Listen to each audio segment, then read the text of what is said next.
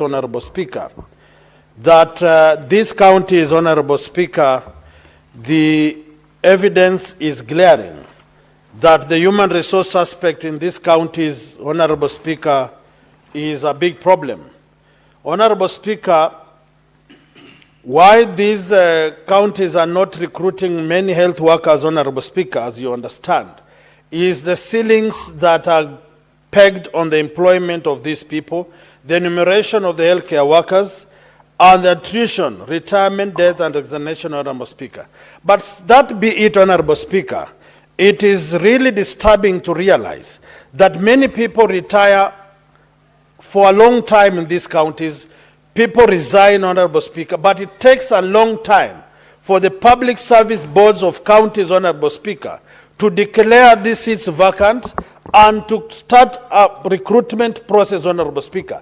And if you get to the details as you are on the ground, Honorable Speaker, some of the replacements are nowadays being done without proper advertisement, vetting, and equally posting of these people. So, Honorable Speaker, what we are saying, that this oversight tours at the county levels really expose what is happening at the local level, Honorable Speaker. And when you see these things happening, Honorable Speaker, it affects the service delivery of people. Imagine someone has been working as a cashier, earning half the salary of someone on permanent and pensionable.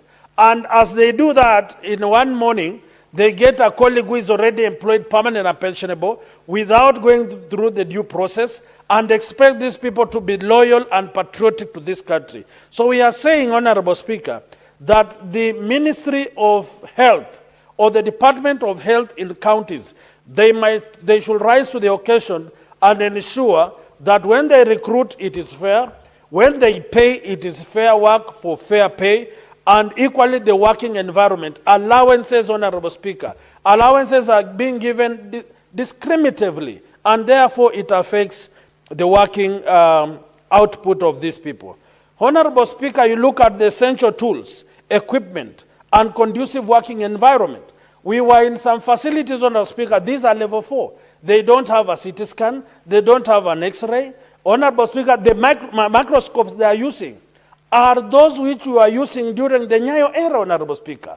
Microscopes that for them to use, they must open the windows wide for the sun to facilitate them to check whether someone is sick or not. And therefore, Honorable Speaker, we are saying the funds that are coming to counties must be prudently used and to buy tools and equipment that will add value to the lives of these people. Honorable Speaker, looking at Kemsa, it is very evident that Kemsa is not really supplying enough medicines to counties to the levels expected at county levels. But it must not be noted that counties are equally not paying Kemsa. So as much as we want to whip the fox, we must equally whip the hens, because they are conniving to meet at some point where the fox is eating the hen and the owner of both, the fox and the hen, is going at a loss. So we are saying county governments must pay Kemsa, but Kemsa must equally supply medicines enough for the counties to be able to treat its patients. To conclude, Honorable Speaker, on my presentation, I want to recognize and appreciate that the ministries of the Department of Health across these counties have realized that Senate is not here to entertain people or to witch hunt people. They have now realized that when you come to counties, we check if the drugs are okay, if they are expired, if we have incinerators, if the work establishment is fine, if the environment is good for them. We are also discussing, Honorable Speaker, the promotion of health workers in this country. You find doctors who have been working for 10 years without promotion.